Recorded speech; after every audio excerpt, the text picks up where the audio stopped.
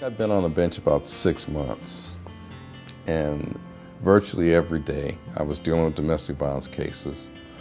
And those domestic violence cases had this terribly familiar look to them, in that the perpetrator, who most frequently was a male, but sometimes it might be a female, would come in the courtroom. They'd come up to the podium, usually with a little degree of swagger, and throw their thumb over their shoulder and say, he or she wants to drop. At that point, I had an epiphany,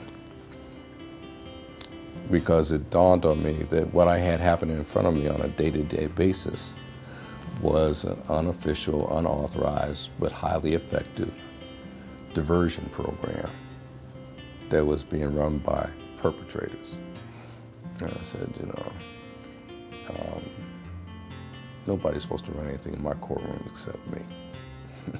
But I really learned to appreciate how nuanced and how complicated abusive relationships are, and how nuanced and complicated the response needs to be if we're ever going to, as a society, address those kinds of abusive relationships. And that sort of brings us to what we're seeing play itself out in the area of sexual assault and sexual harassment now.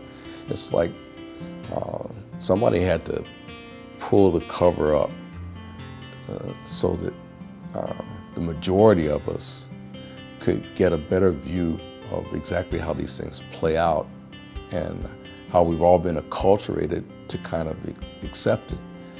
The one thing that probably pushed me as far over the wall as possible was the whole year that the entire country spent following the O.J. Simpson trial.